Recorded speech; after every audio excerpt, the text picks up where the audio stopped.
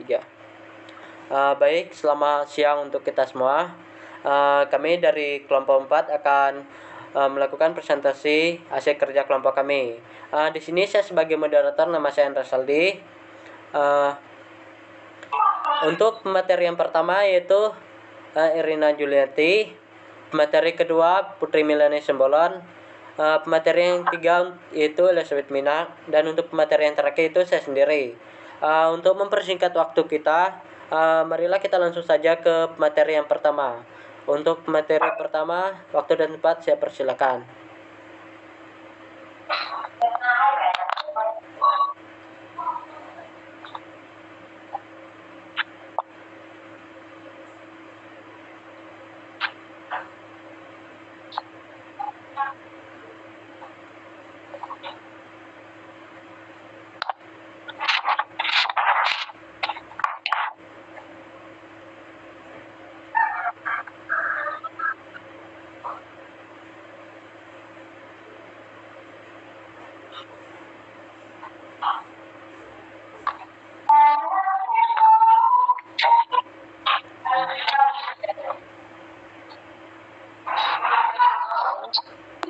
Saya sebagai pemateri pertama, saya akan menjelaskan tentang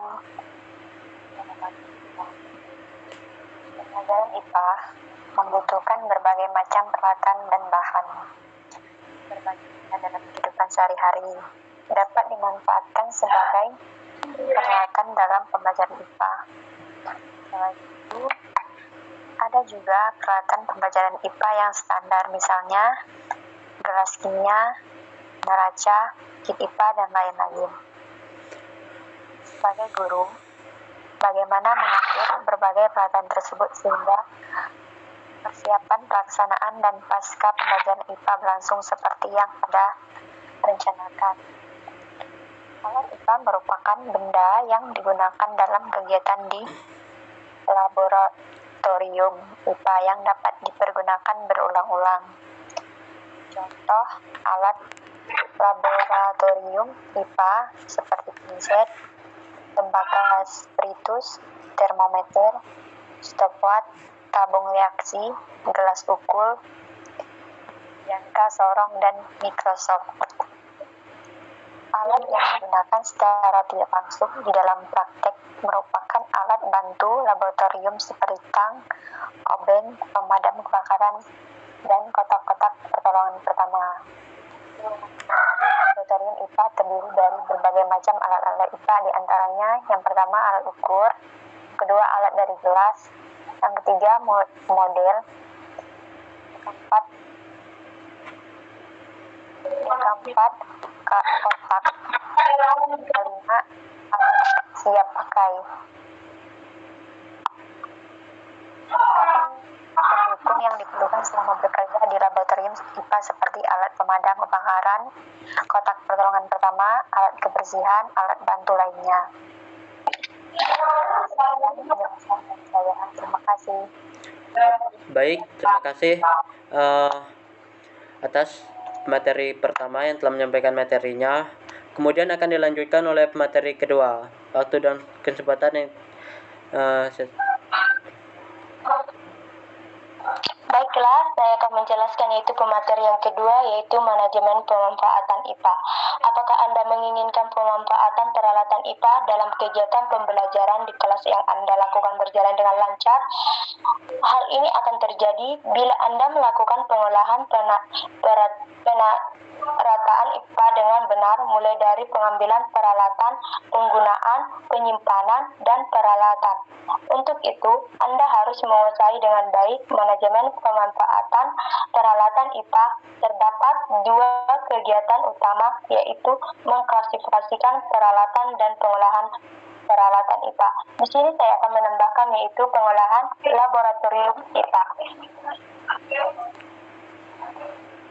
Dalam pengertian secara umum, laboratorium adalah suatu fasilitas kerja dan sarana pendidikan untuk melakukan kegiatan praktek atau percobaan atau eksperimen serta menguji konsep-konsep ilmu pengetahuan atau secara luas.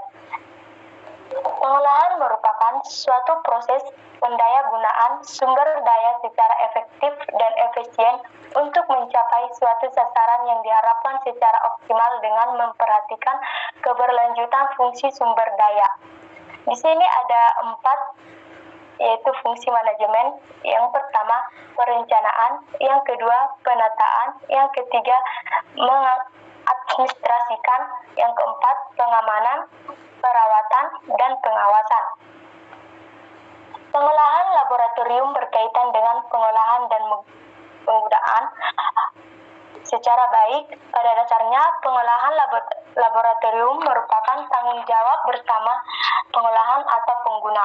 Mengatur dan melihara laboratorium merupakan upaya agar laboratorium secara baik berfungsi sebagaimana mestinya. Sedangkan upaya menjaga keselamatan kerja mencangkup usaha untuk selalu mencegah kemungkinan terjadinya kecelakaan sewaktu bekerja di laboratorium dan penanganan bila terjadi kecelakaan. Pengolahan merupakan suatu proses pendayagunaan sumber daya secara efektif dan efisien untuk mencapai suatu sasaran yang diharapkan secara optimal dengan memperhatikan keberlanjutan fungsi sumber daya, yaitu pemanfaatan dan fungsi SOP diantaranya. Yang pertama, SOP menjadi pedoman bagi pelaksana, menjadi alat komunikasi dan pengawasan, dan menjadikan pekerja diselesaikan secara konsisten. 2. Pelaksanaan akan lebih memiliki percaya diri dalam bekerja dan tahu apa yang harus dilakukan setiap pekerjaannya, yaitu ruang lingkup program kerja pengolahan laboratorium IPA. Yang pertama, ruang lingkup program kerja pengolahan laboratorium IPA melalui jenis kegiatan kerja, yaitu penyusunan ruang lingkup dan program kerja pengolahan lab IPA. Yang kedua, sasarannya adalah administrasi dan standar pengolahan dan pelayanan yang meliputi kegiatan administrasi, akademis, keselamatan, lab, dan evaluasi. Di sini saya akan mengambil kesimpulan, yaitu manfaat manajemen laboratorium lebih memudahkan dalam pengolahan dan pelayanan laboratorium, memudahkan pengecekan alat dan bahan, serta administrasi, dan memudahkan serta memperlancarkan dalam pelaksanaan kegiatan praktikum. Sekian hasil presentasikan saya. Saya akan mengucapkan terima kasih dan saya akan dilanjutkan oleh teman saya, yaitu pemateri yang ketiga. Baik, terima kasih atas waktu dan kesempatan yang diberikan untuk materi kedua. Selanjutnya akan disampaikan materi yang ketiga. Untuk materi ketiga, saya persilakan. Baik, di sini saya sebagai pemateri ya membahas tentang pengklasifikasian peralatan IPA. Pengklasifikasian merupakan suatu proses pengelompokan berdasarkan ciri tertentu. Langkah yang dilakukan mulai dari identifikasi ciri dari masing-masing peralatan, menentukan ciri yang digunakan sebagai dasar pengelompokan, dan melakukan pengelompokan berdasarkan ciri yang ditentukan. Banyak manfaat yang bisa diperoleh dari pengelompokan peralatan IPA. Yang diantaranya adalah memudahkan penyimpanan, perawatan, dan pengambilan peralatan dari pesanan. Terdapat berbagai cara pengklasifikasian peralatan IPA. Sebagai contoh, peralatan IPA dapat diklasifikasikan berdasarkan bahan dan fungsinya, yakni sebagai berikut. Yang pertama, alat ukur, seperti termometer, barometer, respirometer, gelas ukur, stopwatch, mikrometer, skrup, dan lain-lain. Yang kedua, alat dari gelas, seperti bung reaksi, labu Erlenmeyer, pembakar spiritus, dan lain-lain. Yang ketiga, model, seperti model perencanaan, model pernapasan, model kerangka, model indera, dan organ lainnya. Yang keempat, pagar, seperti bagan klasifikasi makhluk hidup, bagan metamorfosis pada kakak, bagan sistem pengeluaran pada manusia, dan lain-lain. Yang kelima, alat pakai atau seperti kit listrik, kit magnet, kit optik, dan lain-lain.